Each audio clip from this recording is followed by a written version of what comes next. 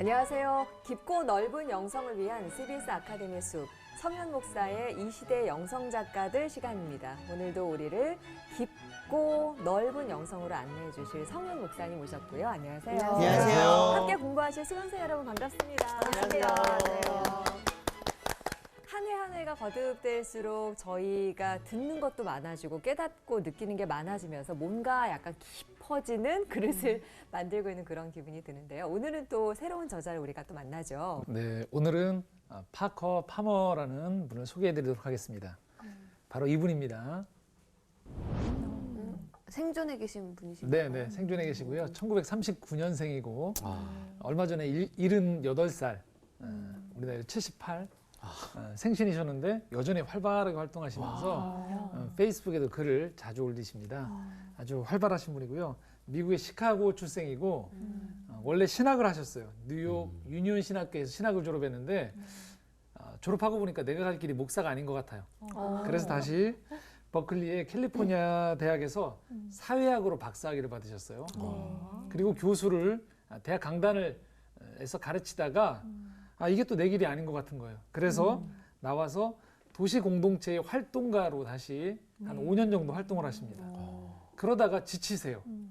지쳐서 이번엔 다시 그 지난번에 소개했던 리차드 포스터가 있었던 팬들힐이라는 그 퀘이커 교도들이 있는 그 수양관에서 한 10여 년 정도 또 수도원적인 그런 기도와 침묵 속에서 살아가는 그 삶을 사세요. 그러시다가 내가 또 수도원주의가 아니구나 라고 깨달으셔서 나한테 맞는 것은 활동하면서 어떤 살아가는 모습이다라는 것들을 깨닫고서 다시 나오셔서 이후에는 활동가로서 미국의 공립학교에 교육에 대한 어떤 개선들, 프로그램들을 짜고 교육의 사상들을 전파하는 강연가, 저술가, 영성가로 여전히 활발히 활동하고 계세요. 아주 미국 사회에서 깊은 영향력을 끼치고 있는 지도자인데요. 특별히 1998년에는 미국에 있는 교육자 1만 명을 대상으로 설문조사를 했어요.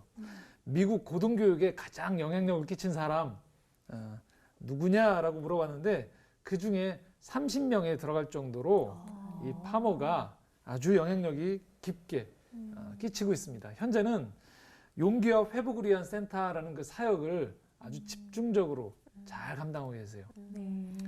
오늘 이 파머를 통해서 저희가 또 2주간 영성에 대해 살펴볼 텐데요. 이 파커 파머가 가지고 있는 영성의 키워드가 있습니다. 바로 이 단어입니다. 온전함이라는 단어예요. 온전함. 저는 저 단어가 왜 이렇게 부담감으로 듣자마자 모르겠어요. 어떤 면에서 부담이 오는 것 같으세요? 온전한다는 거는 정말로 100% 들여져야 된다는 거라고 저는 좀 느낌이 그렇게 와가지고 와 온전해야 된다. 좀 스트레스도. 이정 씨가 지금 얘기했던 건 뭐냐면 완전함이에요.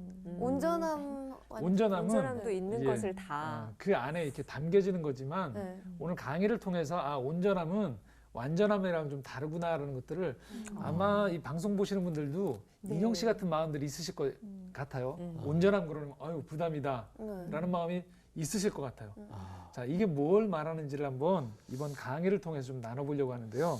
오늘 제가 이 단어를 확실히 알아야 될 이유가 제가 제 딸 이름을 지원이라고 지었어요. 근데 지자가 깨달을 지, 그리고 원자가 온전할 원자예요. 그래가지고 온전한 것을 깨달아라 이런 뜻으로 지었는데 오늘 확실히 들어서 그대로 그대로 기도해야 되겠네요. 지원이 아빠는 오늘 또 특별 공부를 아주 중요한 중요한 강의입니다. 저는. 파커가 말하기를요. 왜 온전함을 이야기하냐면 우리 모두가 살아갈 때 분리된 채 살아가고 있다고 얘기해요.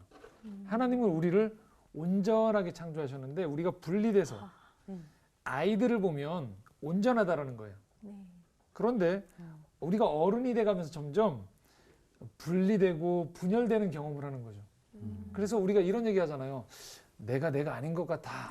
이런 얘기들. 나도 나를 모르겠어. 그렇죠. 내 속에 내가 너무 많아. 근데 아이들이 그런 얘기 안 하잖아요. 아이들은 즐거우면 즐겁고 슬프면 슬프고 그렇게 하다가 그렇죠? 점점 자라가면서 저희 둘째 아들도 이제 성장 단계에서 이제 서로 거짓말을 배우기 시작하죠.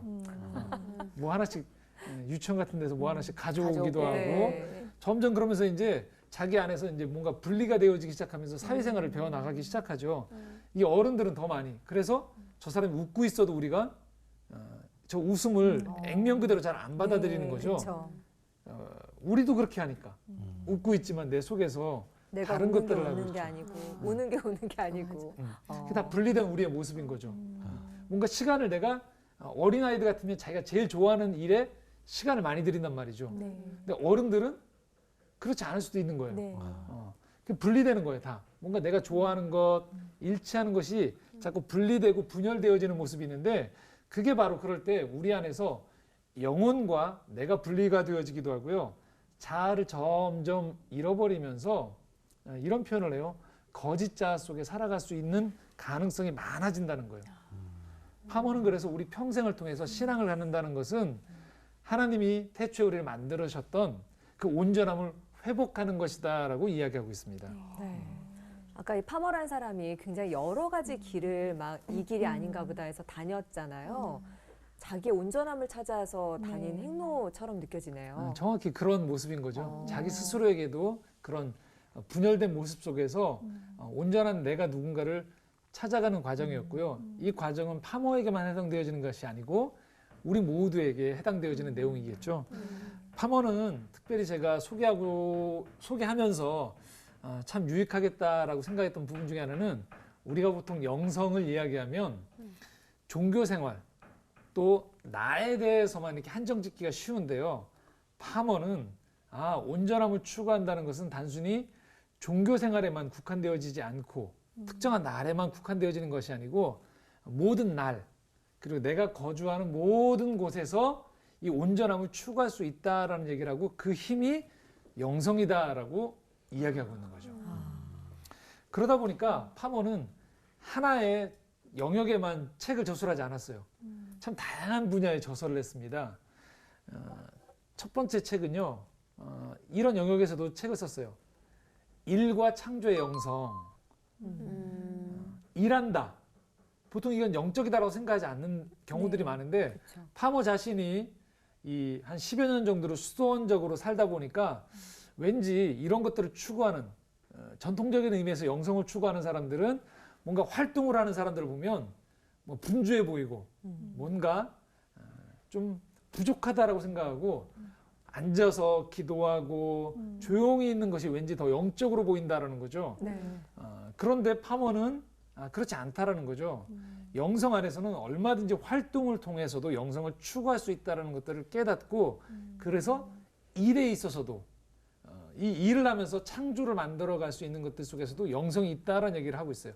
이 책에서는 그래서 내가 좀 더 활동적인 사람들, 왠지 가만히 있는 것보다는 외향적 활동적인 사람들이 이 책을 보고 활발하게 사회생활하는 사람들 이 책을 보면 이 사회생활 속에서도 내가 영성을 추구할 수 있구나라는 아주 좋은 동기부여를 받을 수 있는 책입니다. 두 번째는요. 교육에 또 아주 관점이 많아요. 관심이 많고 강조점이 많아요. 특별히 파머가 교육 영성가로도 알려져 있어요.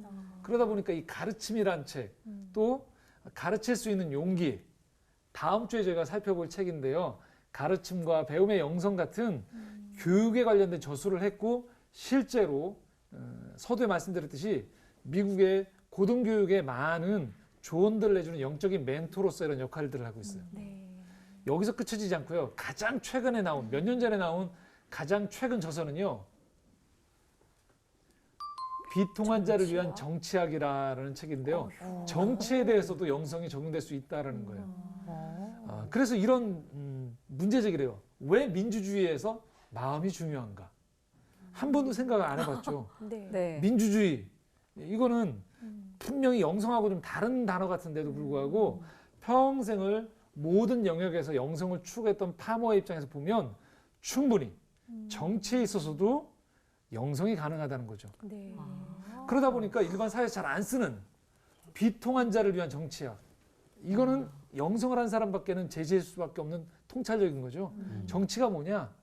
이 땅에서 비통한 사람들을 위해서 일하는 것이 정치다라는 그런 아주 중요한 메시지가 이 안에 담길 수 있다는 거죠. 이 책을 저희 지금 정치하시는 분들께 추천해드리고 싶습니다. 국회로 이게 단체 아마 많은 분들이 벌써 읽고 있을 거예요. 이 책이 회자가 되고 있어요. 이 책이 더더군다나 아직 신앙을 안 가진 분들도 갖지 않은 분들도 이 책을 통해서 왜냐면 이 책들이 일반 출판사에서 나왔거든요. 그러다 보니까 일반인들도 이 책들을 읽으면서 도전을 받고 서로 토론하는 그런 이야기들도 전해 들을 수 있어요.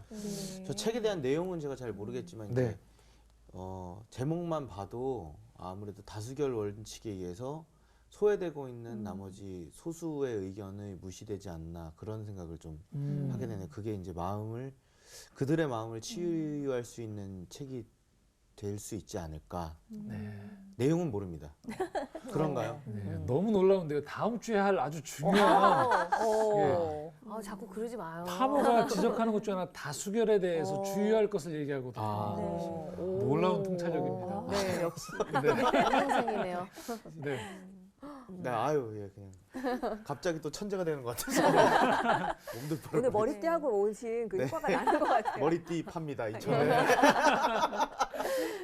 파머는 지난 시간에 제가 살펴봤던 그 영적인 기질을 치면 묵상주의적인 영성과 행동주의적인 영성이 아주 잘 조화를 이룬 영성가라고 보시면 돼요. 네.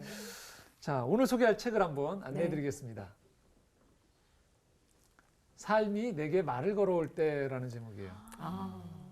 벌써 책 제목 자체가 마음에 와닿죠? 네, 되게 시적인 표현 같아요. 네. 그 밑에 가장 나답게 사는 길은 무엇일까라고 이렇게 딱 적혀 있는 그 질문도 이렇게 가슴에 꽂히네요. 네, 네. 원제도요. Let your life speak라고요. 네 인생이 너한테 말할 수 있도록 좀 허락해라라는 거예요. 이 책 제목만 들어갔어요. 제목만 듣고 또 저희가 우나요?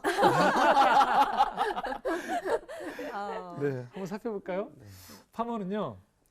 분리되고 분열되지 않은 삶이 우리가 인생을 살면서 반드시 해야 되는 소명이다라고 얘기해요. 소명. 우리가 보통 소명하면 영어로 vocation인데요.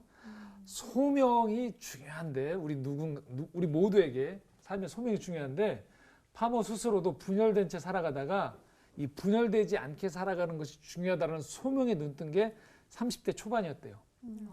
30대 초반에 파머는 어땠냐면 인생에 남들이 말하는 성공을 열심히 달려가고 있었어요. 겉으로 보기에는 잘 되어져 가고 있고 아주 성공적인 것 같았지만 자기의 영혼이 텅 빈 것 같았대요. 남들이 말하는 것이 아니고 내 인생을 못 찾고 있었구나. 이런 얘기를 해요. 그래서 자기 안에 더 깊고 심오한 인생이 있다는 것을 그때는 몰랐다라는 거예요.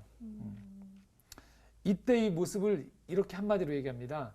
나는 내 마음의 소리에 귀를 기울이기보다는 영웅들의 인생을 흉내내는 남들이 말하는 고상한 길을 찾고 있었던 건 아닌가라고 반성을 하고 있어요. 남들이 부러워하는 삶을 살지언정 내가 정말 살고 싶은 삶인지에 대한 네. 통찰이 있었네요. 그게 다가오기 시작했다는 거죠. 네. 그래서 이렇게 얘기해요. 남의 인생을 살지 마라. 근데 보통 주변에 다 계신 분들, 뭐 저 또한 그렇고 비슷하게 그냥 정말 잘 되기 위해서 그 한 곳만 바라보고서 다 가고 있지 않나요? 그쵸. 그게 정말 남의 인생을 살지 말라는 얘기를 그대로 받아들이기 힘든 이유가 왠지 남들처럼 안 하면 저 혼자 망가질 것 같은, 저 혼자 떨어져 있을 것 같고, 저 혼자 이제 분리될 것 같고, 뒤처지는 것 같고 이런 생각 때문에 남이랑 이제 자꾸 같이 가려고 이렇게 하다 보니까 어떻게 보면 그들이 전부 이렇게 남의 인생을 살고 있는 사람들이 굉장히 대다수이기 때문에 그러지 그렇습니다. 않을까. 우리 신앙인이라고 하면서도 우리가 우리의 모습을 못 사는 경우들이 많거든요. 네. 이 시간에 한번 3가지 정도로 이 이야기를 좀 건네보고 싶어요. 첫 번째는요. 내 인생의 이야기에 귀를 기울여라 라고 얘기해요. 아까 제가 소명을 영어로 vocation이라고 얘기했죠. 네. 근데 이 원어적으로 라틴어 원어를 보면요. 이렇게 돼 있다고 합니다. voice. 이 vocation이란 말은 voice에서부터 유래가 됐는데요. 즉 그러니까 목소리인 거죠. 소명은 뭐냐? 내가 들어야 될 그 내면의 부름을 듣는 그것이 소명의 시작이라는 거죠. 자, 이렇게 우리가 그래서 파머는 우리에게 이런 이야기를 합니다. 온전한 소명을 이룬다는 건 뭘 말하는 것이냐? 소명은 내가 추구해야 될 목표가 아니라고 얘기하고 있어요. 나만의 고유한 정체성을 일러주는 목소리에 귀를 기울이는 것이다. 방금 인영 씨가 그런 얘기를 했죠.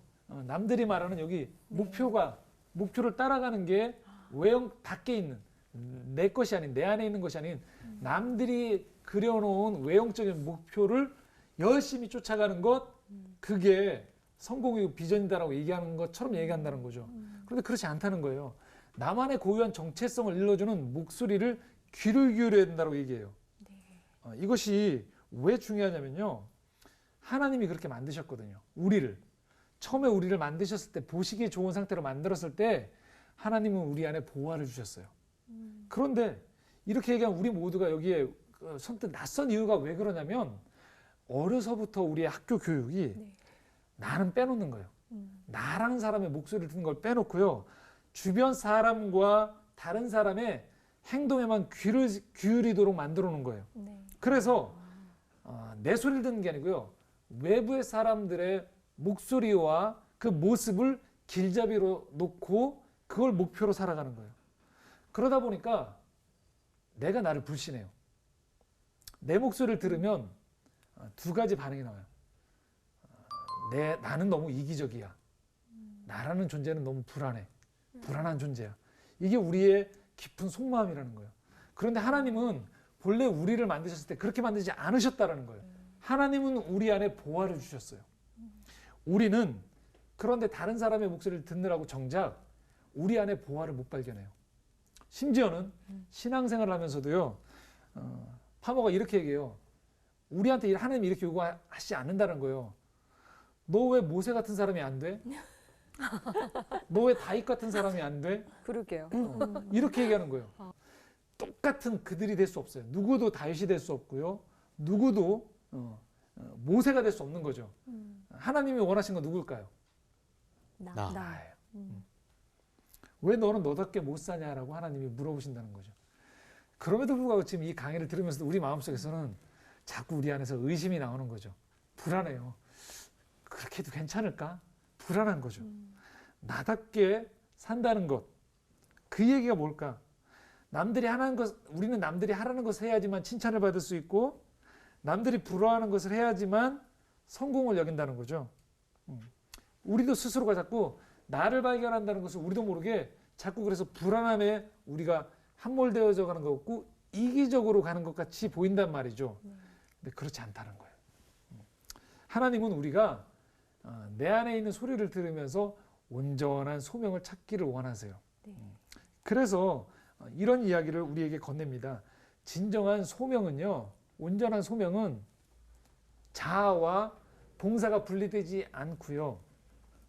또 하나는 마음 깊은 곳에서의 기쁨과 세상의 절실한 요구가 만나는 지점이 있다라는 거죠.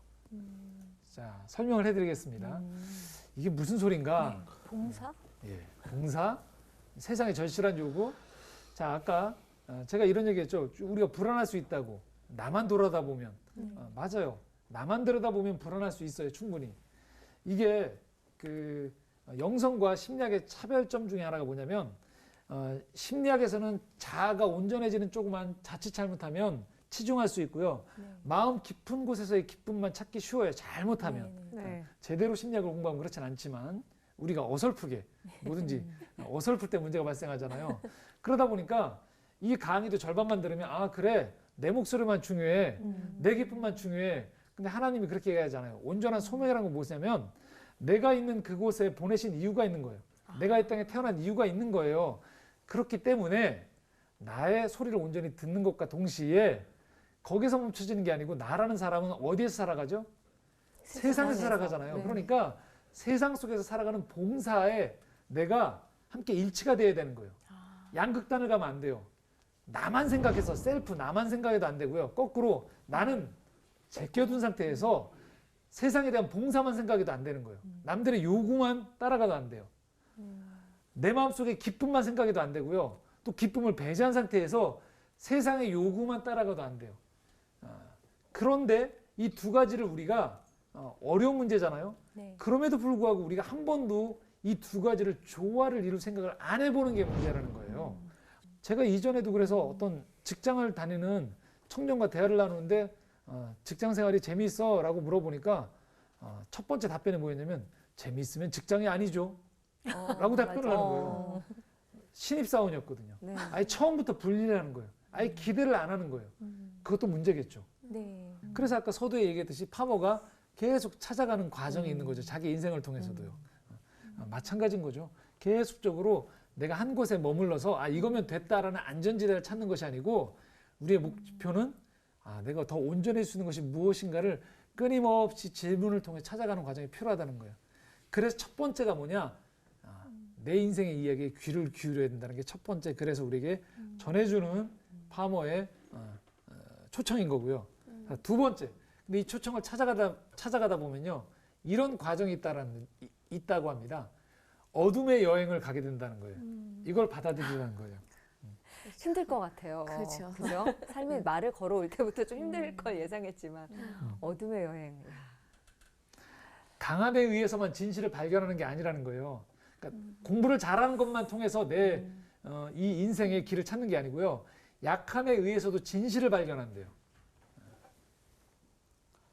진정한 나를 찾는 과정에 어둠의 시간은 꼭 필요하다고 합니다. 네.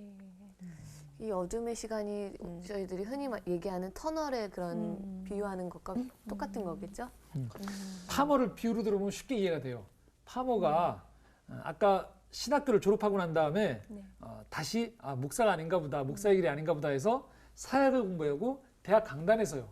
근데 대학 강단에 서서 가르치다 보니까 나라는 사람은 남들이 똑같이 요구하는 학자로서 지식을 수집해서 그 지식을 똑같이 남들에게 요구하는 표준적인 것들을 제시하는 것보다는 독창적인 사고를 해서 독창적인 글을 쓰는 게 나한테 맞구나. 그러니까 대학사회에서 있으면서 대학교에 있으면서 힘든 거예요, 마음이. 네. 이게 어두운 거죠, 마음이. 남들은 대학교에 있으니까 부럽다고 하지만 자기는 안 맞으니까 힘든 거죠. 그걸 어둡다고 하는 거죠. 그래서 나왔어요. 그래서 이번에는 도시 문제를 해결하는 어떤 커뮤니티를 조직하는 사람으로 5년간 일해요. 그런데 공동체를 만드는 일에 직접 그 코디네이터로 일을 해보니까 이번에는 내가 너무 예민한 성격이구나. 난 독립적인 걸 좋아하는데 사람들을 뭔가 조직하는 일에 나는 어울리지 않아라고 생각을 하게 된 거예요. 그래서 이번에는 어디로 가느냐? 퀘이커 공동체로 가는 거예요. 10년을 있었어요. 있어 보니까 나는 활동하는 걸 좋아하는 사람이구나. 이걸 또 깨닫는 거예요. 그래서 이번에 나와서 가르치고 글을 쓰고 여행하고 전국을 다니면서 여러 친구들과 교육에 관련된 프로젝트를 만들어 나가고 또 사람들이 관심 있어 할 대의적인 큰 일에 활동하는 그 일들을 감당하는 것이 아주 중요하다는 걸 깨닫게 된 거죠. 이런 여러 가지 일들을 겪으면서 특별히 파머가 40살쯤 되어서 40대에 들었을 때요. 아주 극심한 우울증에 빠지게 된대요. 너무 힘들겠죠. 우울증에 걸리면. 네. 이렇게 자기가 예민하고 길들을 찾아가는 과정에서 자기 목소리를 들으려고 하다 보니까 자기 스스로도 힘들었던 거죠. 네. 너무나도 긴 터널의 시간 속에서 그 어두움의 시간을 건넸지만 결국은 그 시간들 때문에 자신은 온전함을 계속 찾아갈 수 있게 되었다라고 고백하고 있어요. 야, 쉽지 않은 인생인데. 저는 저분의 와이프분이 계실 거 아니에요? 네. 대단하신 것 같아요, 정말로. 내조를 얼마나 잘해주셨으면은 이렇게 10년 동안 계속 옮기셨는데도 어쨌든 가족이 있었기 때문에 이렇게 지금까지 일을 하고 계시는 거 아닐까요? 그런데 와이프가 가만 보니까 그 각각의 시간들이 헛된 시간이 아니셨나 봐요.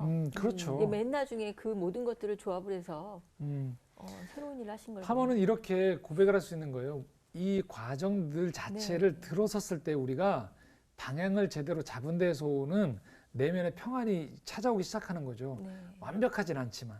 그래서 파머가 기꺼이 영성을 통해서 우리에게 도전을 던지는 것은 남들이 말하는 안정적인 자리에 그냥 앉아서 분리된 채로 살아가는 것보다는 끊임없이 자신의 내면의 얘기를 들으면서 조금씩 감당할 수 있는 범위 안에서 길을 찾아가는 것이 중요하겠다라고 얘기하는 거죠. 네. 겁내지 말라고 얘기해요. 왜냐하면 그 길에 내가 온전한 나를 찾기 위해서 들어가면 거기에 누가 함께 하실까요? 하나님이 함께 하시는 거예요. 근데 우리는 보통 어떻게 해요? 내가 만들어 놓은 안정된 그곳에 가서 안정된 직위를 확보했다고 생각하면서 분리해서 살아가는 거죠. 그러다 보니까 사회적으로 성공한 분인데 속 얘기를 듣다 보면 사는 게 아니야. 허무하죠. 먹고 살기 위해 내가 이 일을 하지라고 하면서 그냥 분리된 채 사는 거죠. 근데 그 여러 가지 사회적인 책임 속에서 그 일을 감당함에도 불구하고 이런 자각이 있으면 서서히 채워나가는 것들에 대한 눈을 자꾸 트일 수 있는 거죠. 근데 이게 이런 동기부여가 안 되면 처음부터 아예 인생은 원래 분리해 살아가는 거야. 다 그렇게 살아가는 거야 라고 하면서 분리된 채 살 수 있겠죠. 또는 이런 얘기도 해드릴 수 있을 것 같아요. 지금 당장은 여러 가지 사회적인 여건 속에서 내가 이걸 감당하고 있어요. 그러나 어느 정도 때가 되었을 때는 내가 기꺼이 이 일을 하겠다. 아주 지금 국내에서도 활발하게 활동하는 어떤 작가분도 생계 때문에 일정 기간 동안에 생계를 위해서 열심히 일을 해서 가족들을 부양하고 동생들이 일정 사회적인 자리를 잡을 때까지 그 역할을 하고 난 다음에 선포를 하셨대요. 이제 내가 하고 싶은 걸 하고 싶다고. 그래서 일정 기간을 정해놓고 글을 쓰셔서 지금 아주 유명한 작가가 되셔서 자기도 기쁘고 그 글을 통해 많은 사람들에게 기여를 하시는 거죠. 그것처럼 우리가 이것들에 대한 눈을 트인 상태에서 시기를 조절할 수도 있을 것 같아요. 당장 뛰쳐나가서 이제 나는 이 모습이 내가 아니야. 당장 나가는 것이 아니고요. 그렇지만 계획을 세울 수 있겠죠. 내 인생에. 어느 시점에서라든지 아니면 이것들을 유지하되 온전히 나를 보완할 수 있는 것들을 끊임없이 귀를 기울일 필요가 있겠다라는 것이죠. 그런데 그걸 안 하고 그냥 분리된 채 살면 우리가 행복해지지 못하는 거죠. 그리고 궁극적으로 하나님이 우리에게 부여하신 소명의 길을 못 찾는 거죠. 근데 궁금해지는 점이 네. 사람들이 어떤 환경에서든 불만이 생기거든요. 네. 완전히 행복해질 수 있는 자리가 과연 있을까라는 생각이 들면서 그래서 저 같은 경우는 제가 있는 환경에서 저를 맞추는 편이었던 것 같아요. 그러니까 여기에서 내가 누릴 수 있는 즐거움, 나한테 맞는 것들, 그리고 그렇지 않은 건 다른 데서 어떻게 보완할 수 있는 걸 생각했었는데 네. 뛰쳐나갔어야 하나라는 그런 생각도 좀 들고요. 근데 우린 보통은 그러니까 이렇게 되면 될 것 같아요. 아까 얘기했듯이 내 내면의 소리와 사회적인 필요가 만나는 지점이 있는데 먼저 무엇을 해야 되는가를 먼저 생각해 보면 먼저 내 소리에서부터 시작을 해야 되는데 우린 성급하게 밖에 필요를 먼저 채우면서 거기에 나를 맞춰 나가다 보니까 문제가 발생한다라고 인식을 하시면 될 것 같아요. 아마 그 파커 파머는 이렇게 마음속으로 늘 기도하지 않았을까 싶어요. 하나님께서 저에게 이 모든 것을 주셨지만 여기서 떠나라 하실 때는 제가 언제든지 기쁜 마음으로 다른 길을 떠나게 해주세요라고 혹시 기도하지 않았을까? 그런 기도를 하겠죠. 그러니까 그렇게 용기가 용기 있게 있었겠다. 가지 않았을까? 또 방송일 자체가 굉장히 이 계속 급변하잖아요. 네. 개편도 계속 있고 또 저가 하는 개그도 변화가 계속 있고 이런 상황에서 항상 두려움이 있거든요. 항상 두려움이 그렇죠. 있어서 다음에 잘해낼 수 있을까요? 잘해낼 수 있을까요? 라는 기도를 드리면 항상 이렇게 말씀하시는 것 같아요.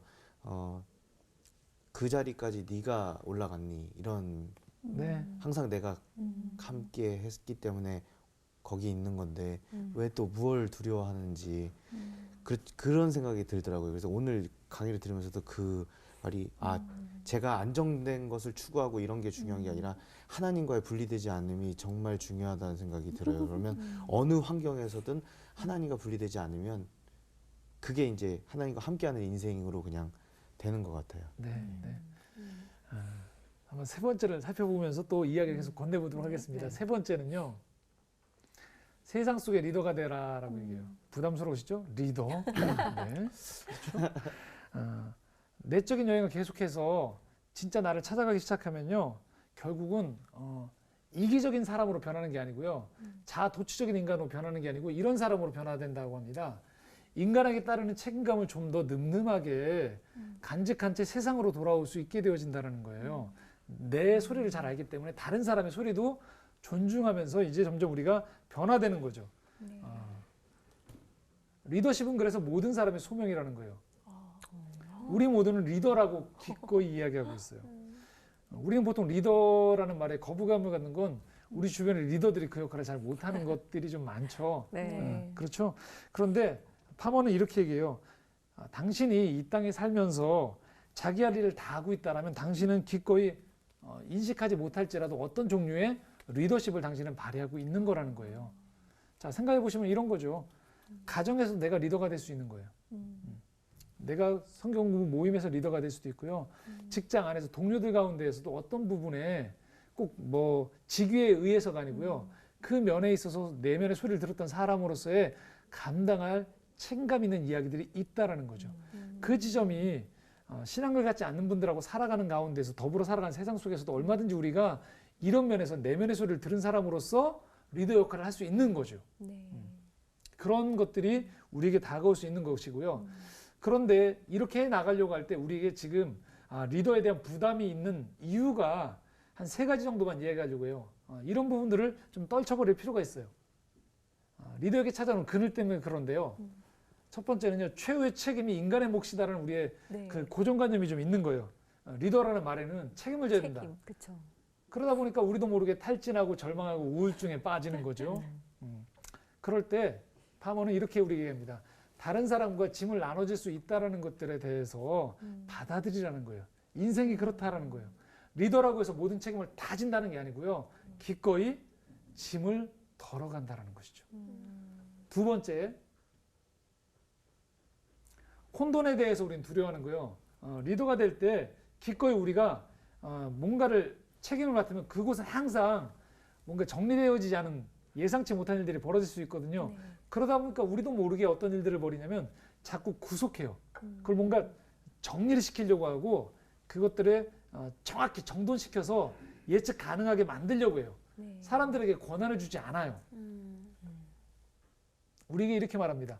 혼돈은 창조를 위한 준비 과정이 있을 수 있으니까 좀 정리가 되어 있지 않은 것들에 대해서도 좀 허락할 수 있는 마음의 여유 공간을 확보하라는 거예요. 네. 지금 혼돈스럽다. 내가 리더라고 해서 모든 것들이 다 내가 원하는 대로 안 돌아가더라도 좀 여유 있게 바라보라는 거예요. 왜냐하면 이 혼돈을 통해서도 때로는 새로운 창조가 일어날 수 있기 때문이라는 거죠.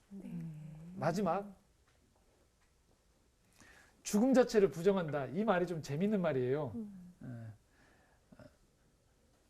죽은 것을 부활시킨다.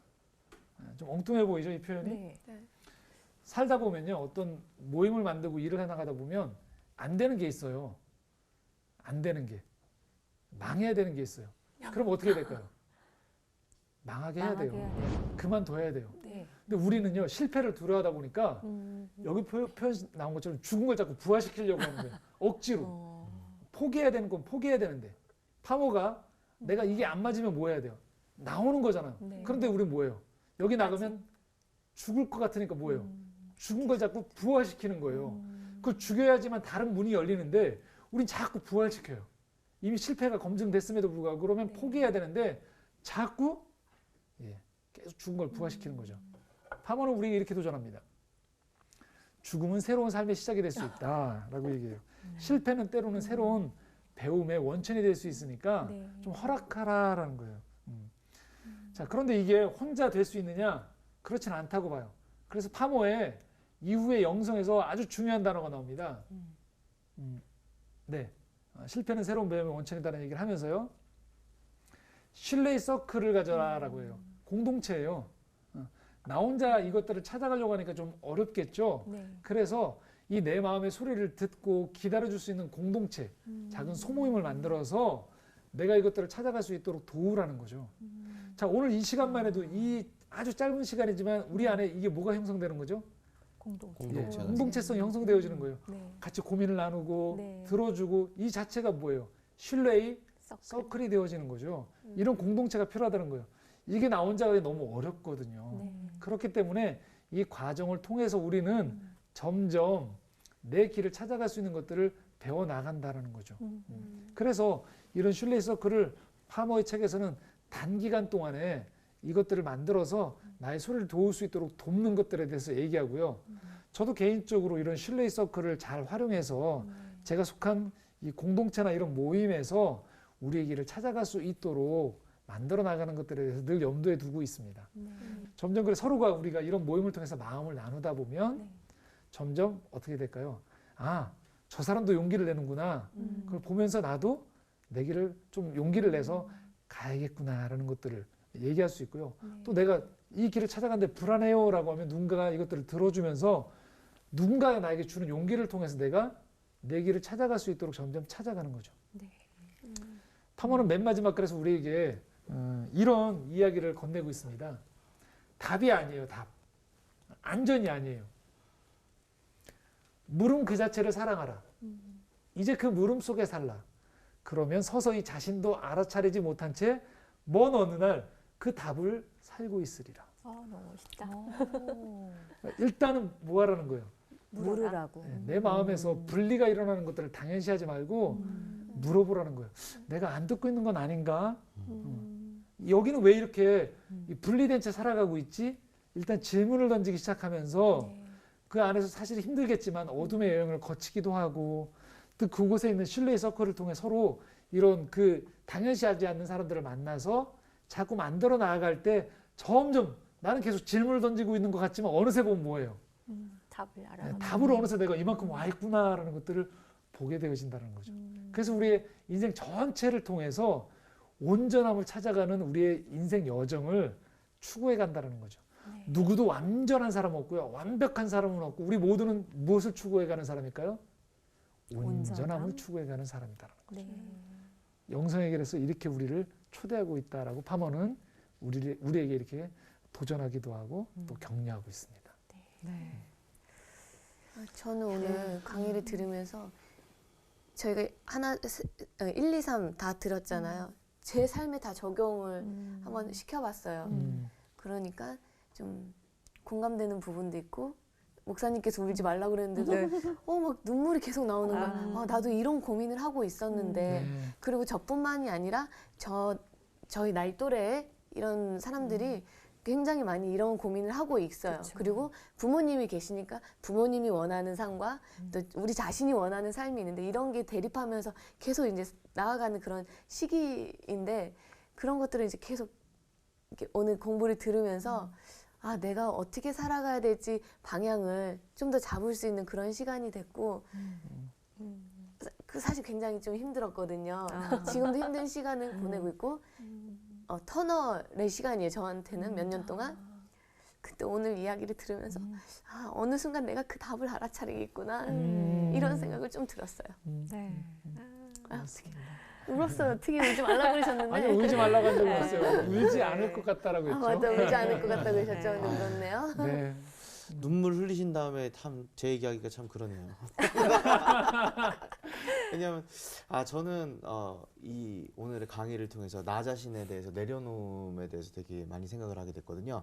제가 중요하다고 생각하는 것들, 내가 전부라고 생각하는 그런 사회적 환경들 이런 것에 대해서 다 그 끝을 낼 수 있어야, 그러니까 저한테 물음을 던져졌을 때 이것이 아니라면 끝을 낼 수 있어야 또 다른 새로운 게 생기는데 제가 머릿속으로 생각하는 그 인간으로서 생각하는 최고라고 생각하는 것을 버리지 못하면 다시 깨어질 수 없는 그런 느낌을 받았어요. 그래서 중요한 건 하나님과 분리되지 않는 것이 중요한데 내가 중요하다고 생각하는 것을 갖고 있으면서 하나님과 자꾸 분리되는 그런 삶을 살면 안 되겠다. 이거 내가 중요하다고 생각하는 것들을 버릴 수 있어야 내가 이거 아니면 죽을 것 같은 것들을 아니라면 버릴 수 있어야 하나님과의 분리되지 않는 삶을 살 수 있는 것이다.